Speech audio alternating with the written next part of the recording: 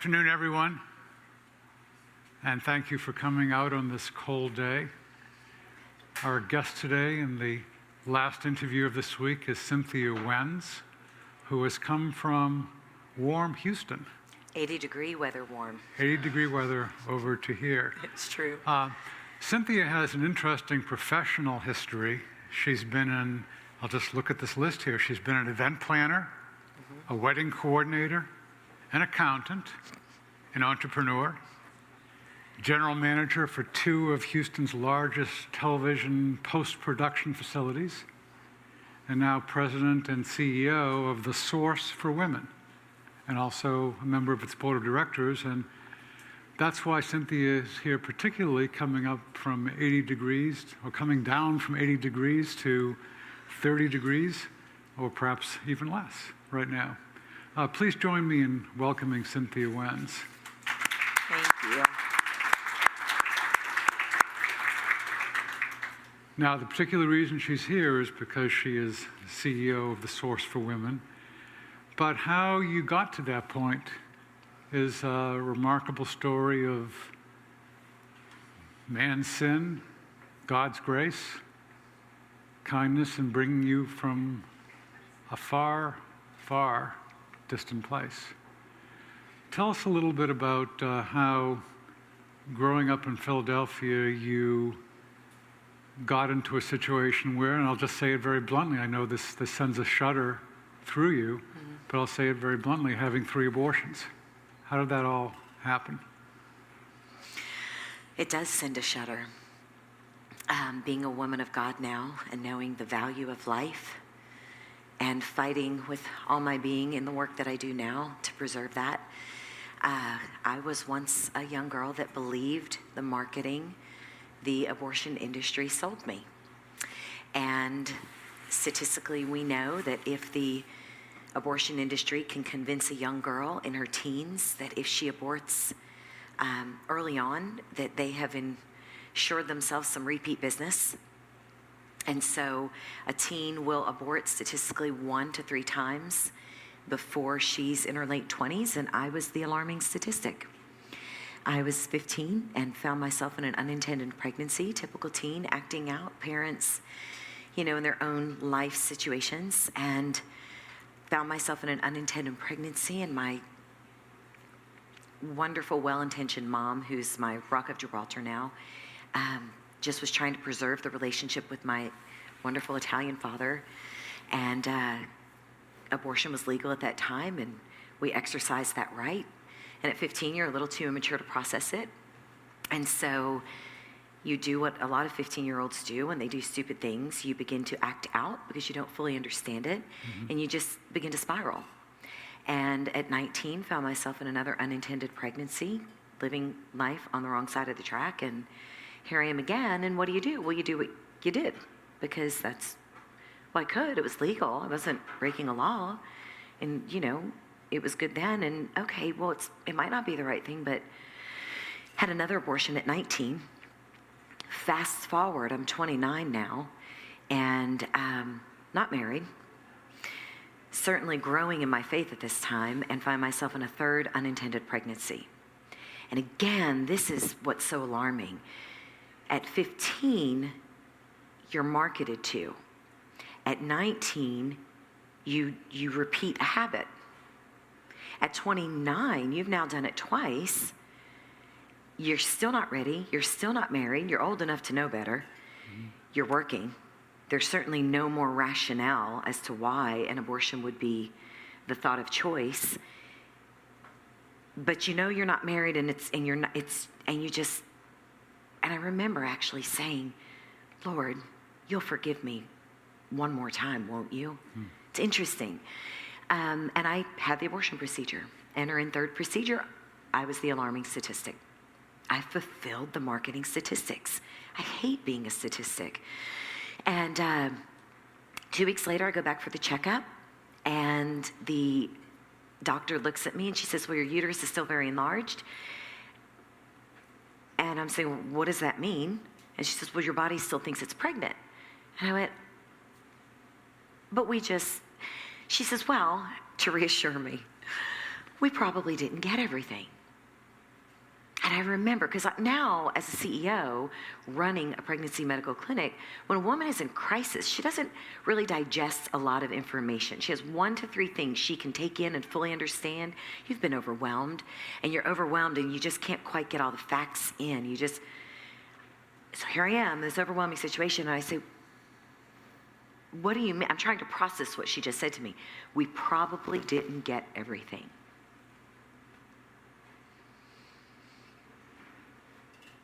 What was left inside of me? And I'm telling you, by the grace of God, my arm went up. Can I see what's inside of me? Thank God the arm went up. Thank God something prompted me. And the ultrasound law was not enacted in the state at that time, so she didn't have to do a scan before a D&C, which is an abortion procedure. She said, sure, I'll send you to the hospital to go get the ultrasound. And went to the hospital, and the technician was scanning. And I'm going, what is left inside of me? She wasn't talking. She gets her supervisor. I'm like, can you tell me what's going on? And she looks over at me, not knowing what I had just been through over the last few weeks, and says, the baby is moving so quickly, we cannot get a steady image. The baby? What baby? And at that point, we discovered a deflated sac to the right, a healthy and intact sac to the left, my son Roman moving up and down in that sac, the best swimmer. He's a varsity water polo player, swimmer now. He's still swimming. And we discovered I had been carrying twins.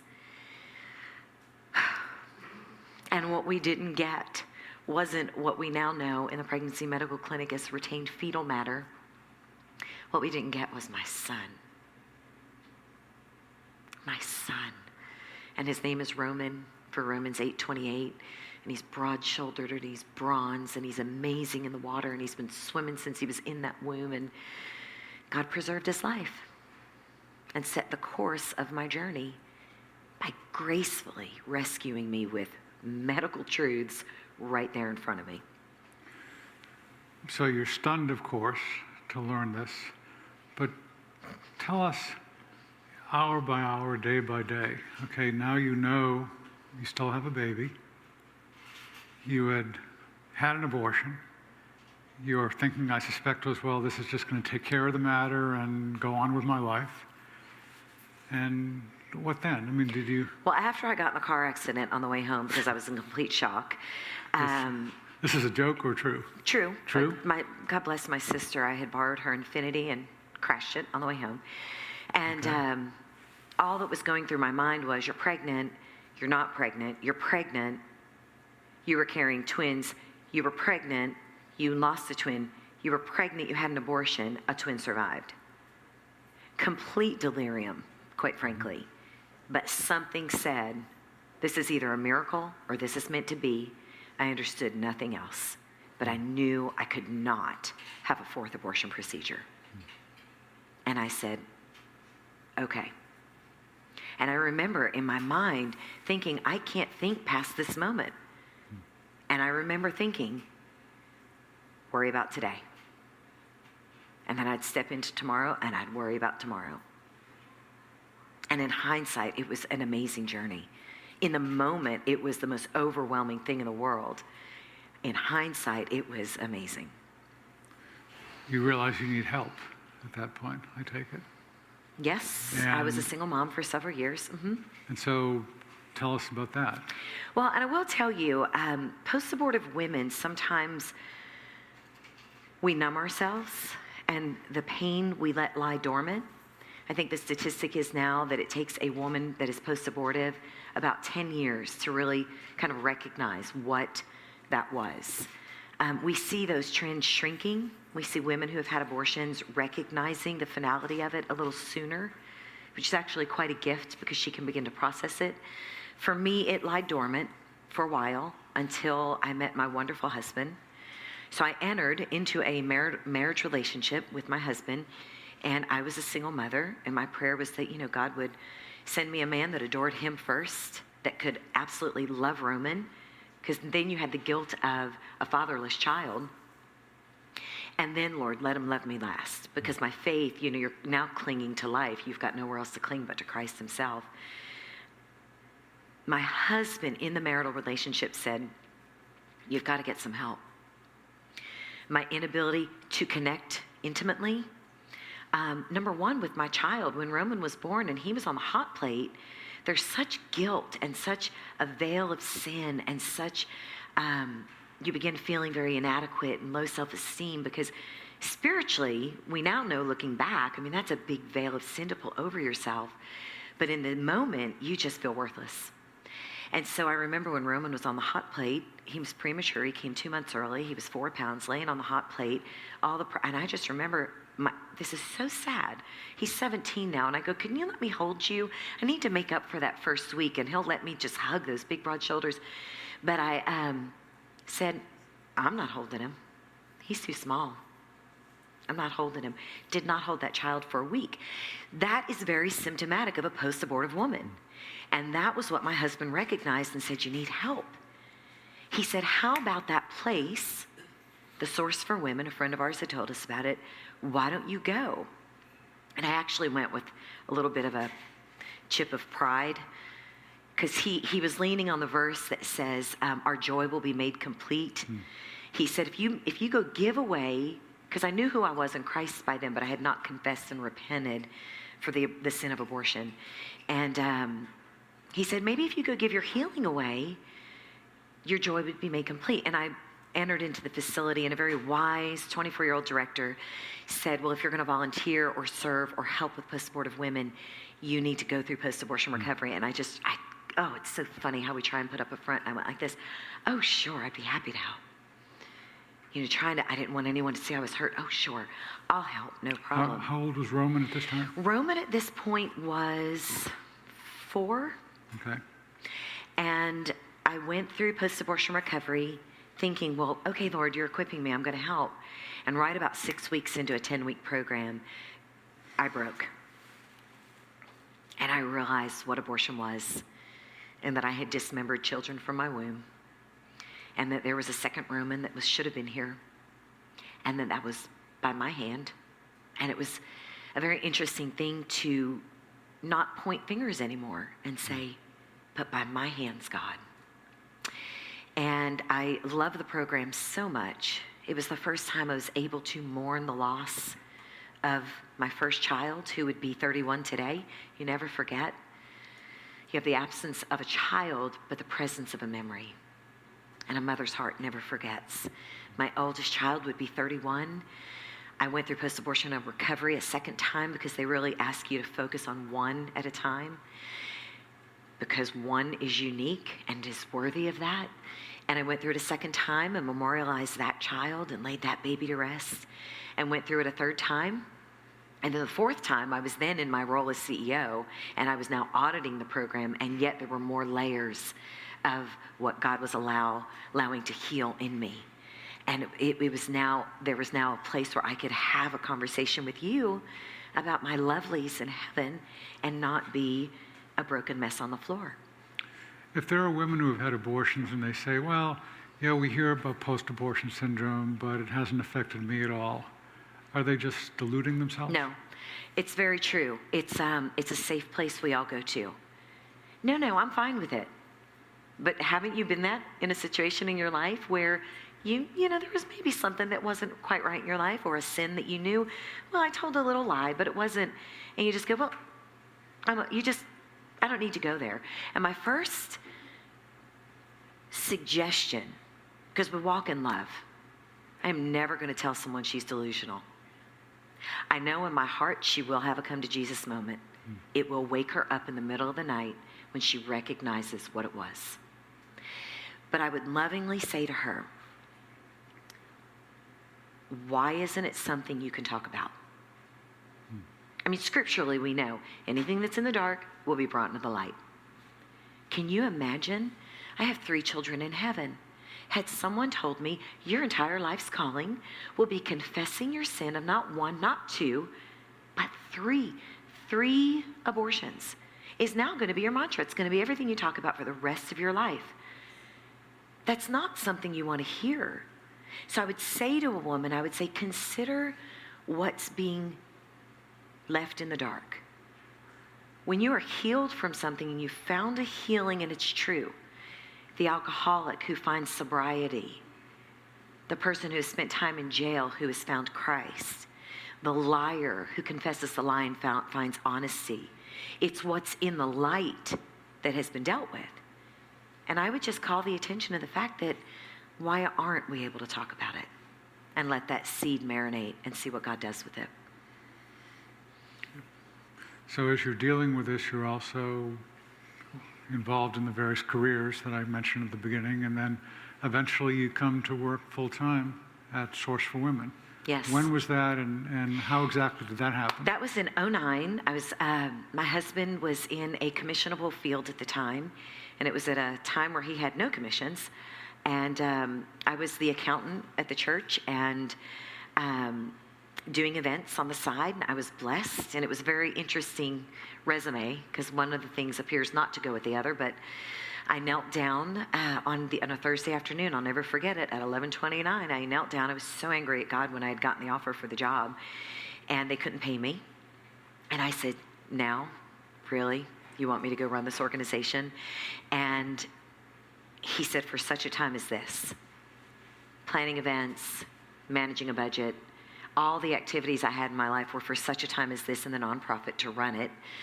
And they couldn't pay me. And I went home to my husband, and my husband's just graceful, and he's sitting back in his chair, and I'm ranting. We have 3 boys at this time. We have schools to pay for and educations, and I'm saying, would God really call me to work unpaid as a CEO of a nonprofit?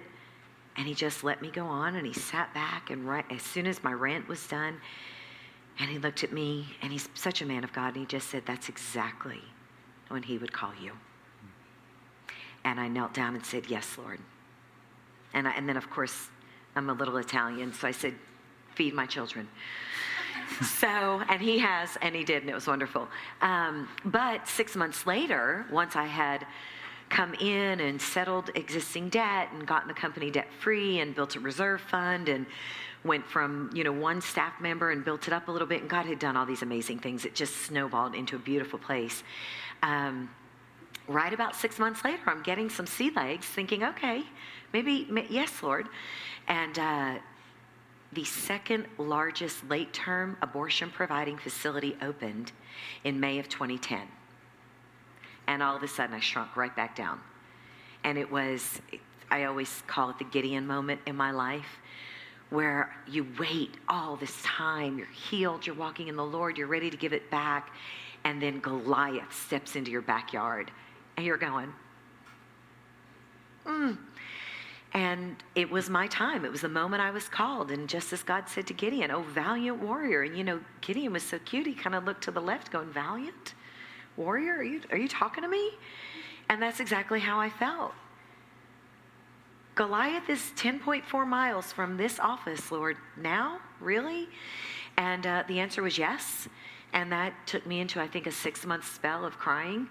God, how do you fight with a 100-year-old organization who just planted the second largest late-term abortion providing facility 10.4 miles from your corporate office?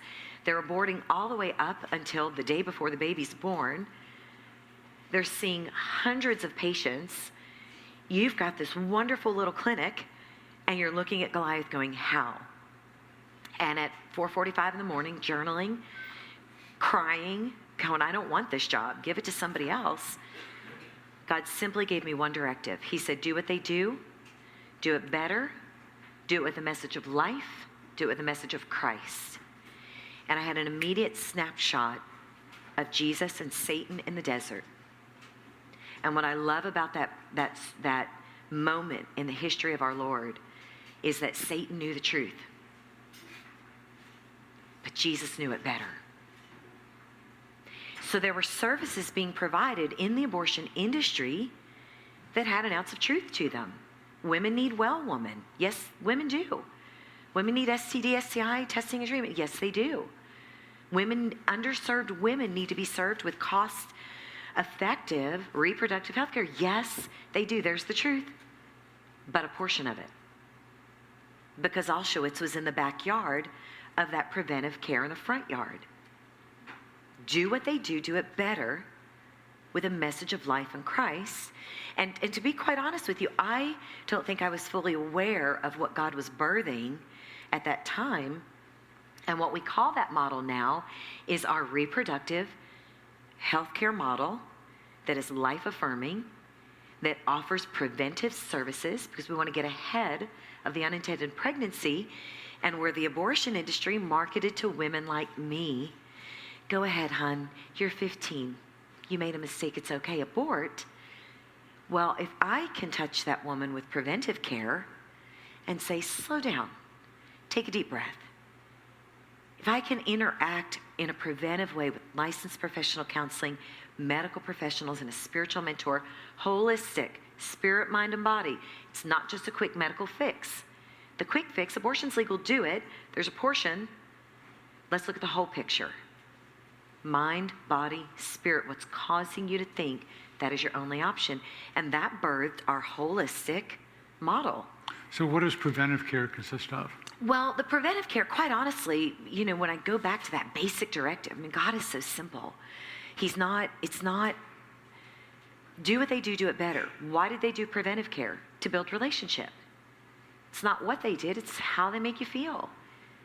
I can offer you preventive care. So it's now we offer preventive care, yes, her well woman or STD, STI, testing and treatment, but to build relationship.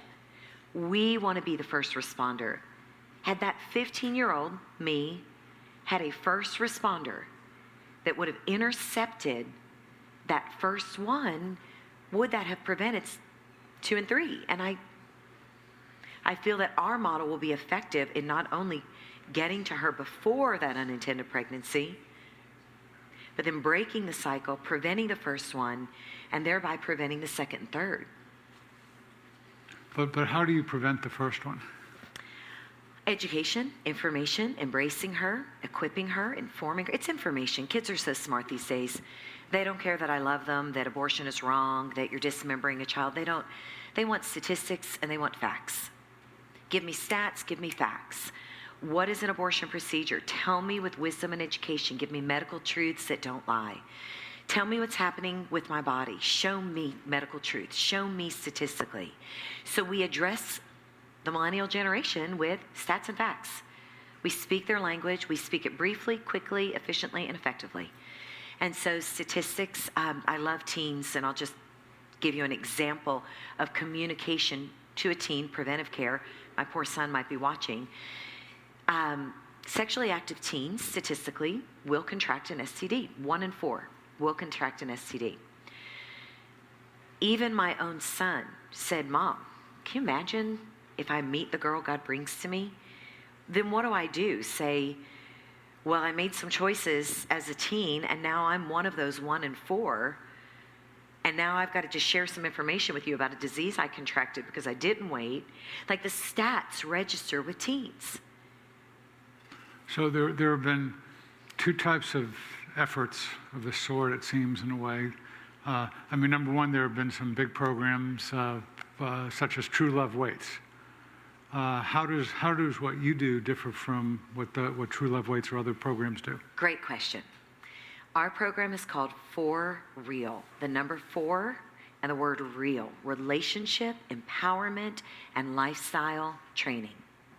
So it is abstinence-based. It is Christ-centered.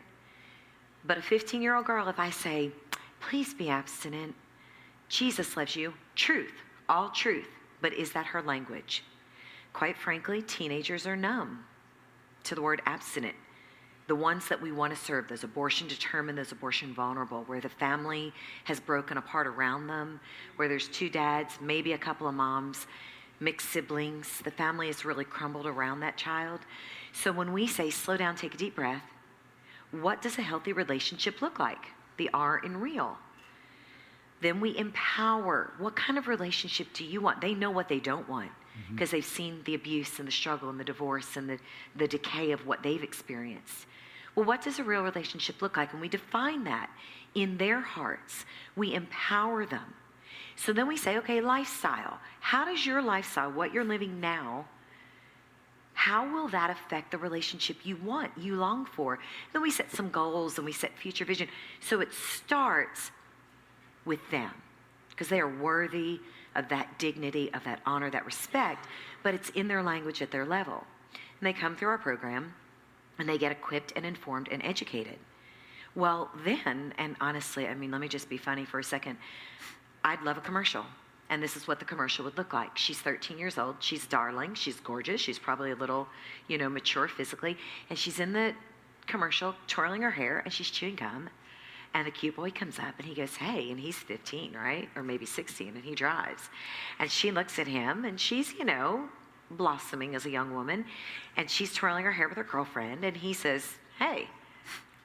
And of course he's a hot teenager. I mean, what little girl doesn't want to be recognized by the hot teenager? I have no experience being a hot teenager. And this is good feedback, Marvin. Thank you. And she looks over and she says, just the cut to the closing line of the commercial. She says, okay, listen, I'm going to be the president, and that would put me in a situation where I might have to make some choices I'm not ready to make. So you're welcome to call me and we can FaceTime each other, but that's it. So I envision a generation who can know more, K-N-O-W, to say no.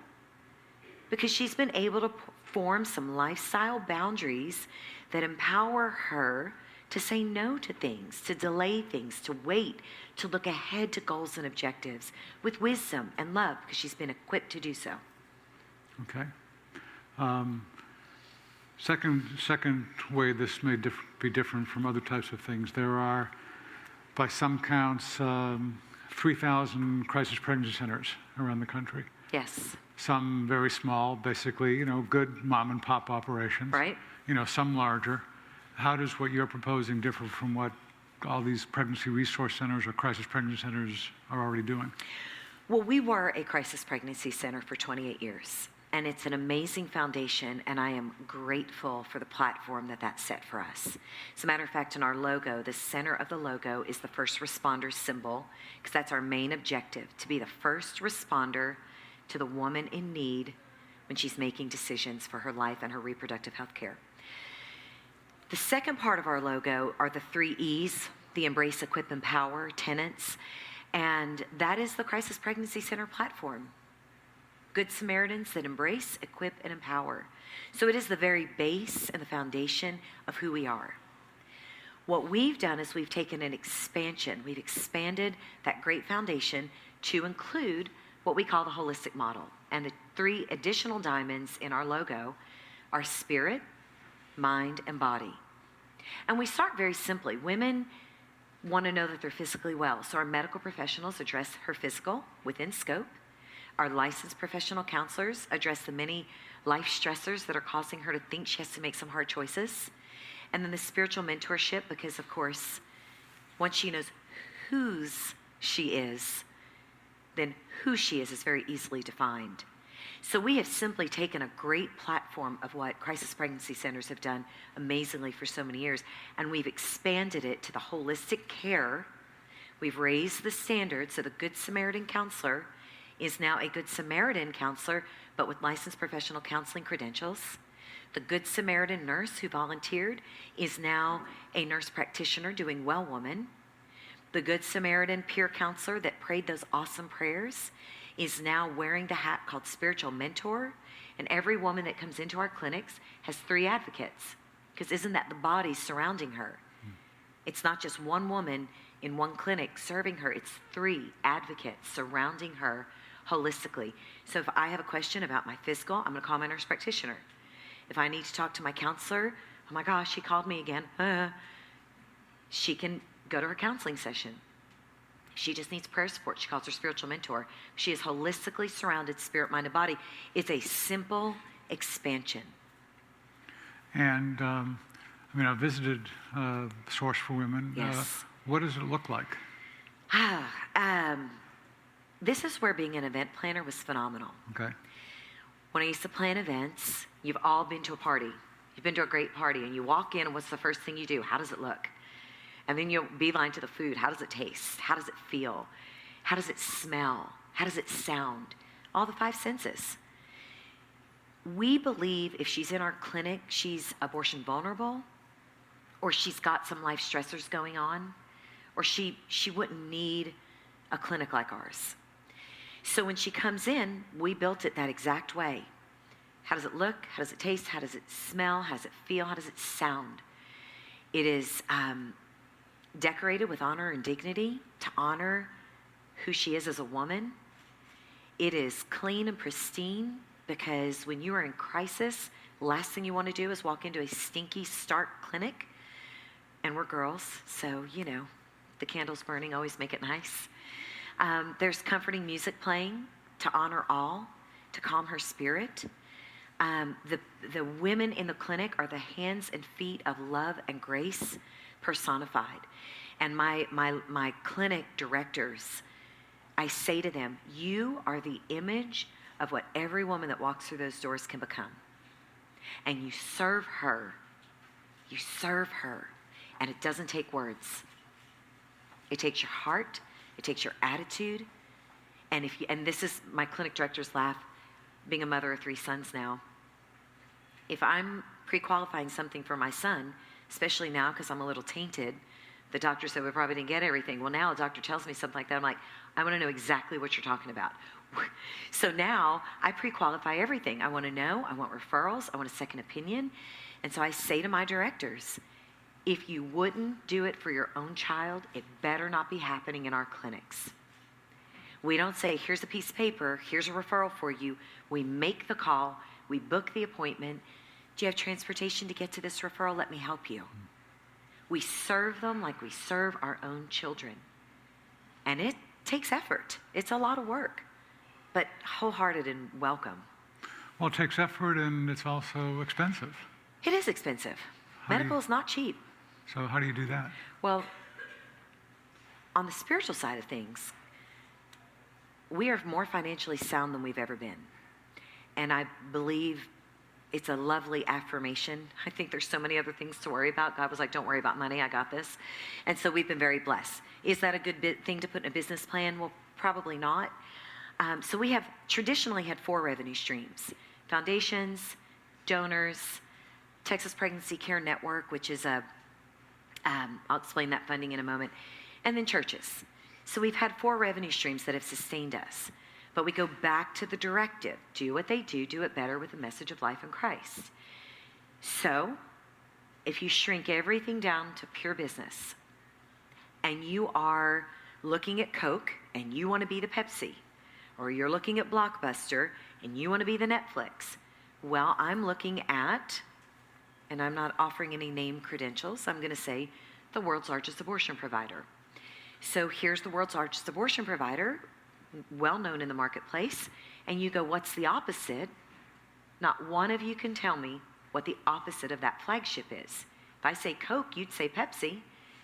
If I say Blockbuster, you'd say, yeah, old school sin, Netflix, hello. And actually, you guys probably are going, no, it's I something or another. It's probably something even better than that. So if you shrink it just down to pure business, how can I take the market share? How can our model dominate reproductive health care in the marketplace? Well, it's not what we're against. It's what we're for. We are for wise, informed, equipped women. Women are smart. Even at 15, I may not have been mature, but I was smart enough to digest some information that was not given to me. So it's what we're for. So how do I take the market share? I take their clients and I take their revenue. Period. So we have a better product. We have our holistic care. We're offering competitive services. We definitely offer better service. Our centers are definitely much more pristine, simple, and wonderful. Now we take their revenue stream. How do they make their billions? Medicaid, Women's Health Program. Looked up Women's Health Program. What do I need to do to be eligible? Made sure that was in our services offering. We are now Texas Women's Health Program. Looked at Medicaid. What would it take to be eligible? Does it jeopardize our core values and our core belief in who we are? Absolutely not. We're the first Medicaid-providing holistic reproductive health care center with life-affirming Christ-centeredness. And we're not jeopardized in any way. So we took 2 additional revenue streams to make 4 equal 6. And God willing, that will dry up their revenue stream and their client stream. We take the market share, we expand in Texas, we take it to the nation, we go globally, we welcome Christ's return, we all go home, we're done. Sorry. So we have an excellent eschatological summary there. I can't ask any more questions after that. I suspect some of you, we have a number of very bright women here, and I bet they have questions to ask. And even guys, I mean, if they're teenager hot guys, I mean, they can ask questions too. But anyway, so questions, anyone? Comments? I have a feeling that a lot of teenagers, their mother says, she's sexually active, I want to bring her in for birth control. What do you say? Well, sadly, even dear friends that are close to me, I'll never forget a mother looked at me and she said, well, she's going to be sexually active. I'm just going to put her on birth control and get the HPV vaccine and just to safeguard. It was so sad. I was a little more immature in my position at the time and didn't have an answer. And now I would say, I believe if you start with the base of education and you do birth control education and you look into it a little more deeply, I mean, really, my heart would be if you truly love your daughter, you need to get informed first. And then you need to educate and equip her, and she needs to understand, first of all, birth control, it's such a diverse platform. And so it's not one size fits all. And is it really in the best interest of a young woman to go down that route? And so what I would default in saying is, let's start with education. Slow down, back up, let's get educated. It's not a default decision. You don't just, it's not a quick fix. So we go back to education, birth control education. That's where I would start. Well, our nurse practitioners have prescriptive authority. I mean, the state gives them the right to prescribe. I will confidently say to you, I'm so confident in the education program. And I'll give you an example. Our former nurse practitioner who just accepted a VP role with a big health initiative in the nation had her clinic open, which is pretty much a mirror image of what we're doing. She could prescribe birth control, but in 1 year of her clinic, with a focus on education, women came in, she had the ability to prescribe, but never once in 1 year did she write a prescription. And that's where my confidence lies.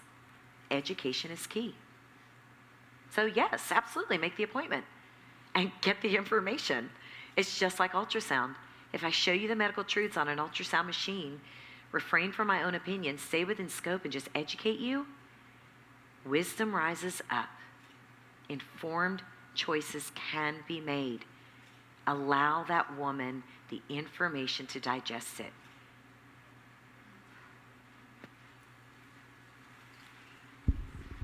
Hi. One way that this pro-abortive organization gets a lot of young girls to come is through really good advertising. Oh, tell me about it. How do you, in your organization, plan to combat that advertising or to market to those girls in a better way? If you remember the laundry list, I was in advertising for a long time.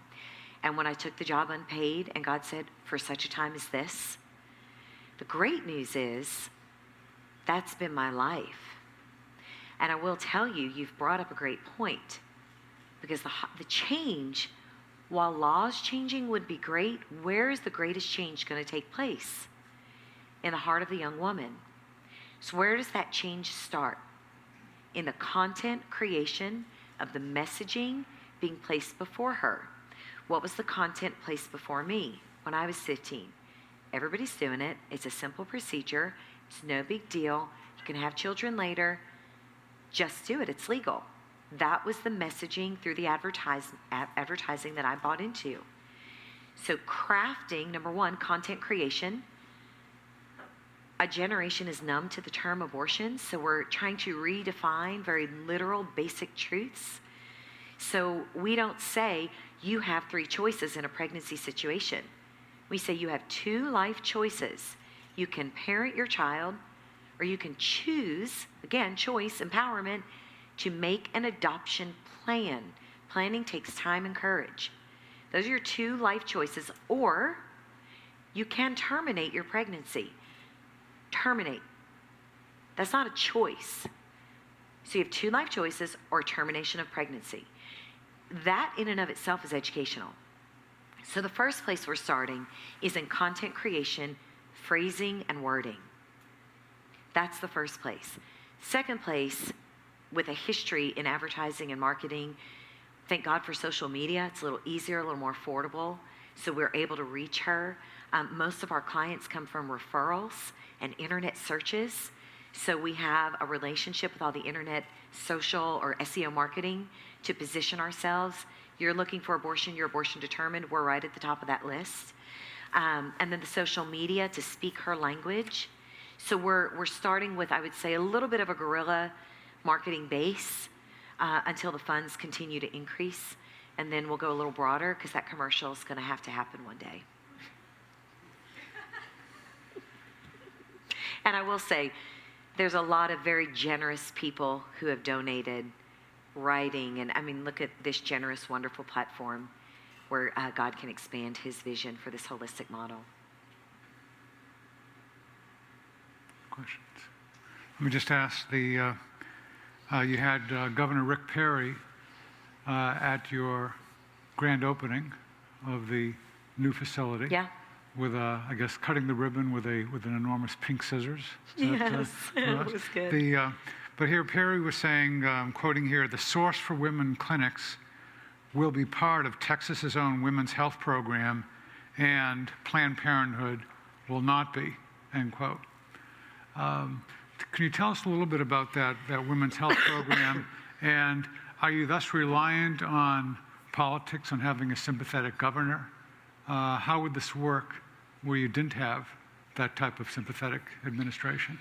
Well, Medicaid and reproductive health care works anywhere. Okay. So revenue-wise, model-wise, the model is replicable and sustainable, and that is our focus, to make it replicable and sustainable. Our goal is to be the Starbucks of pregnancy medical. Great experience, easy location, you know what you're getting. So I think that will grow and work and lock in. Governor Perry was a blessing to our model. He made a very bold stand defunding the abortion industry in Texas. And so I think which is now in judicial appeals, right? It is in appeals, and it's quite a battle in the state. And the named provider has expanded their services to receive different federal funding, and sadly, what they were defunded, there are projections from the people in that system saying that they might even double what was taken away. And it's not what we're against, it's what we're for. So what we are for is, yes, a sympathetic government is wonderful, but it is not, inclusive of the only thing that will make us work. We appreciated his stamp and his endorsement, but what it did for us was it brought attention to the holistic model that had not been spotlighted before. So we appreciate that what we are for was then showcased in the state, and it gave us much traction, much growth, free advertising, and a little bit more reach.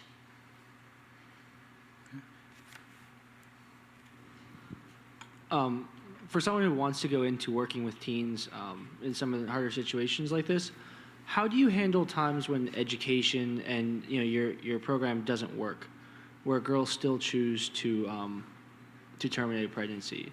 Like, how do you handle that in your heart? Because that's not an easy situation. It's not an easy thing. The first place is, I think we see in Scripture where we're told we can have a lot of things, but without love, we have nothing. And the first thing a woman in that situation needs is unconditional love and support. You're not God. It's not your place to judge her. And I can assure you the life circumstances surrounding her are more overwhelming than the decision she just made. Thank God for Christ's redemptive grace. It's the reason I can look forward to seeing my 3 children, and I can look forward to that moment as opposed to the guilt and the self-condemnation of what I had done. And we're all in that boat, regardless of the sin. So the first place would be to recognize the bigger picture. The second place is sometimes that breakdown is the fertile soil for the breakthrough. When she was large and in charge and making those big decisions and I'm aborting, maybe she wasn't as acclimated to hear.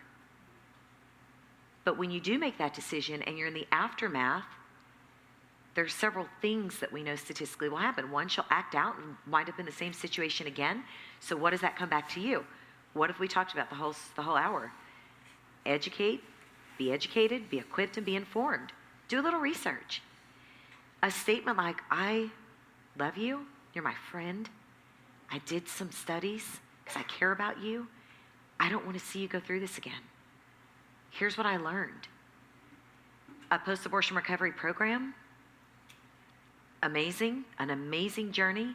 Counseling is a wonderful thing. Well, if she says, I might not need counseling, I don't want that, then you say, okay, I'm here. You've planted the seed of love.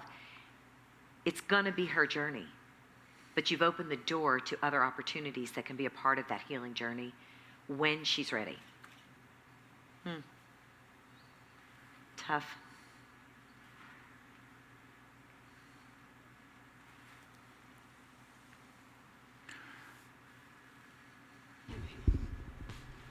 Hi. So in work with pro-life advocacy, it's the pro-choice advocacy. It's just such an opposite, like it's just a very brutal fight that's out there, and it can just get really mean and ugly at times. How do you deal with that being just a loud voice, but without playing their game, without stooping to the level of the name calling? And, Such a great question. So just Thank how would you. you approach that? I have gotten to speak at Texas A&M and at Baylor College of Medicine. One of the best quotes that I was ever given via email was the Baylor College of Medicine Pro-Life Club president. And she emailed me, and I'm just going to quote her because it was my life song. It was just, it's, Miss Cynthia, thank you so much for what you placed before us today. We have been reluctant to call ourselves pro-life because pro-life, as we know it and as we see it, is not really pro-life, it's anti-abortion. And to be pro-choice isn't really pro-choice because they don't support that a woman can make a choice. It's really pro-abortion.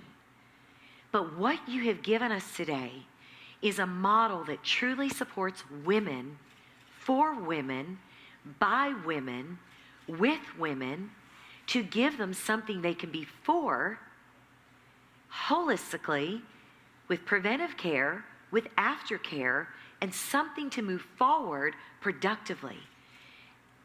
It was everything. I couldn't have paid for that statement. We don't want to be anti-abortion, and we don't want to be pro-abortion. We want to be for something. And today, we believe we found it. That's what she wrote me after we spoke. And it was a conversation very much like this. So what does that mean? Med students can be involved in holistic care clinics. Licensed professional counseling interns can come and earn their hours there. Deposit into the model. Give the model reach and breadth and depth because it's what you're for. It's not what you're against. The prayers, the walks, the protests, there's a place for that. But for the one who doesn't want to be anti or for, give vision to what women can be a part of. Isn't that an awesome quote?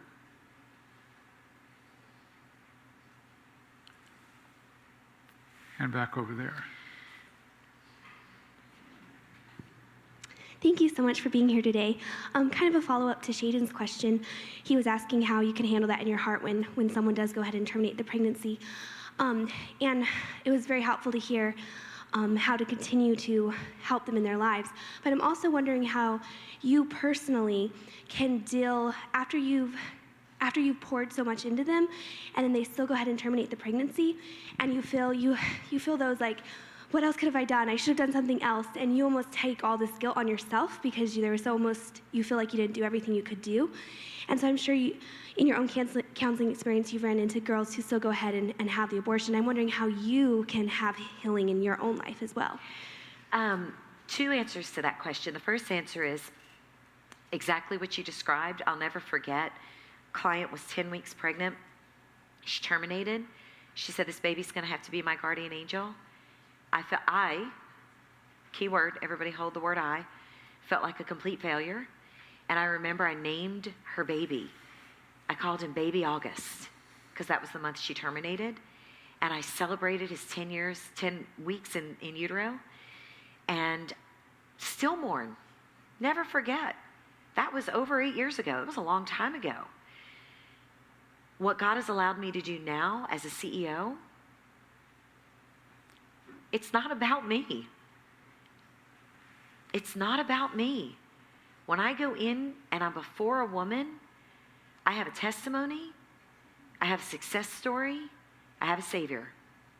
I am not the Savior. And it takes spiritual maturity to recognize that even in the termination process, and I laugh, my staff and I talk about it all the time because, how many times are we angry at God? You knew she was going to do that. Why'd you let her do it? You just want to shake them by the shoulders. And I look at my staff all the time. It's not what we expected. It hurts. Granted, thank you and welcome to flesh. Flesh hurts. It's never going to be an easy journey. But God is neither deaf, nor dumb, nor blind, nor ignorant, nor stupid.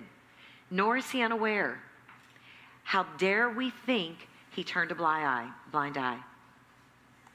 And we die to self, and we resurrect to the omniscient, magnificent power of the Savior we call Lord. And I often wonder at times when those moments rise up of, what could I have done? Is God purging us to mature us so we can be more effective and more dependent on what he is able to do in moving us out of our way so that he can move. And I can tell you, the greatest moment I experienced in that exact situation of what have I done was in my own healing journey.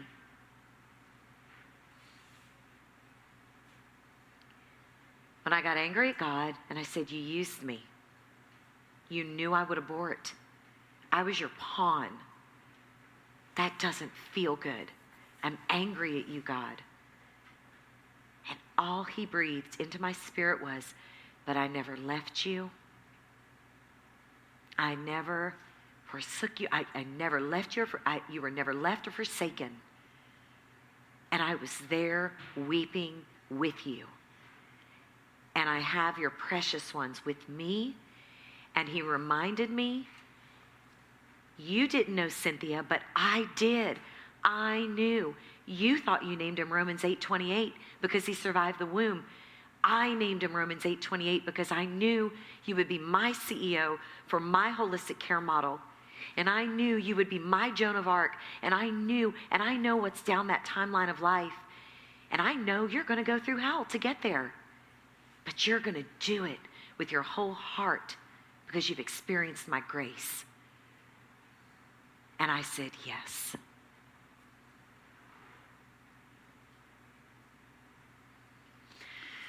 What? Sorry, a little passion. When did Roman learn the circumstances of his birth? And how has he responded to that? Marvin, that's such an awesome question. Let me encourage you guys in your own walk, in your own journey to find that thing you've been called to do. Everything you worry about is already taken care of. Don't you know? I kept thinking, how am I going to tell this child I aborted his twin? How am I going to tell this child I was active outside of marriage? How am I going to, and I angsted. So it was about me. I angsted for years. How am I going to tell him? And I was on the phone counseling a friend who had just miscarried, and I was sharing with her Glory Baby, a song about a mother that miscarried and how the words had touched my own heart when I lost Roman's twin. And I'm counseling over the phone in love and in peace, giving it away. And there's an 8-year-old in the next room who heard the whole conversation. And I froze. And he sat before me, and at his level, Mom, did I have a sister or a brother? This is what was great. I didn't offer any information. I just answered questions. It was right before me. I said, yes. What is abortion? Did you abort me? Did you know someone before Daddy? Well, who? Because it now was becoming his journey, and he was processing. So I answered at his level, simply. If you've been around younger kids, just yes, yes, yes. It was that simple. And we concluded with this: Roman, you're the best gift God has ever given me, and you're a miracle. Okay, Mom. And that was that. It was that simple. I'm not joking. And shortly after, I got involved in the movement, and I just thought, wow, he had to know. How could I have this career with him not knowing? So when the sonogram bill came up for debate in the House of Representatives committee hearing, and the law was about to pass, I said, I was asked to come to the House of Representatives and give my testimony. This is in Texas. In Texas, I'm sorry, yes. And I thought, what a great experience to take Roman to the Capitol. So I took him with me. And I said, let's go see how the Capitol works. Mom's going to give her testimony. Okay. And I always ask permission. Is that okay with you if I share your name, as long as I don't have to talk, Mom? Okay, got it.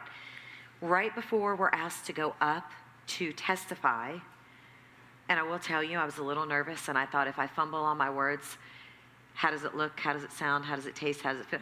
How does it look? I thought, well, at least let me look cute. So I had on a black skirt, white blouse, black belt, red shoes. I'm going to walk on the red. I'm going to walk on that blood, right? Roman was in a black suit, white shirt, red tie. Right before they called me up, he leans over. He goes, can I walk up with you? Well, he was a teenager at this point. Teenage moms know you never tell a teenager yes because then they say no, and you never say no because then they say yes. And I leaned back over and I said, pray about it and do what you're led to do. Of course, then I'm going, let him come, let him come, let him come. And they call my name, and I stand up, and he stands up with me. And we walk out into this aisle, and we go to the front, and I lock my hands on that podium because I talk with my hands, and I just didn't want to talk with my hands that day. So I lock my hands on the podium, and I give my testimony, and I say, gentlemen, what we didn't get, that thing that was swimming, is my son. And he just made, at that time, the JV swim team. And the gentleman on the chair, the chairman, leaned over. Now, we're from Texas. He said, son, that's the best thing I've seen all day. And the House of Representatives erupts in applause. And in that moment, Roman, the boy, became a man. And he pulled his shoulders back, and he put his arm around me, and we stood. And the law passed. And at that point, I think it settled in Roman's heart what it was, what it is, who he is. And slowly but surely, he's sharing his story. And I'm anxious to see where that goes as well. And he's sharing it voluntarily. And He came home from church last Sunday and said, Mom, they were talking about Romans 8:28, and I shared my story.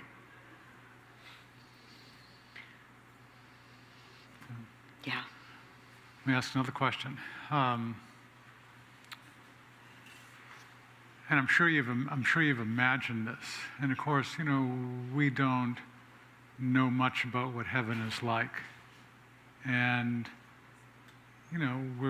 we are different there in certain ways. But I suspect you've imagined what you would like to say to the 3 children. What would you say? And as you think about it. Actually, the vision that plays out in my head, okay, I have no biblical support for this. I'm just going to give you a mother's heart. This is just my heart. I don't know why, but I envision them at their ages. I envision my 31-year-old, my 28-year-old, and my 17-year-old in heaven. I've prayed. I said, Lord, show me. Are they boys? Are they girls? I have a little picture in my brain that they're darling girls. I can see the oldest one. She's got long brown wavy hair. The little middle one got wispy, not so great hair like mom. And the 17-year-old is just a gorgeous female version of Roman. This is my mommy's heart. And I get there, and I just have this moment of no words, just embraces. And that's it. And it's so funny. I always envision them from the back. I always see that long, beautiful hair. I see them staggered. I see them hanging out with my dad. The first abortion was to prevent him from knowing his teenage daughter had conceived out of wedlock. And my father's there. He got to meet them before me. I'm kind of jealous. And so I envision I call them my lovelies. I have 3 lovelies in heaven. And I just envision this heavenly embrace. And that's where it ends for me.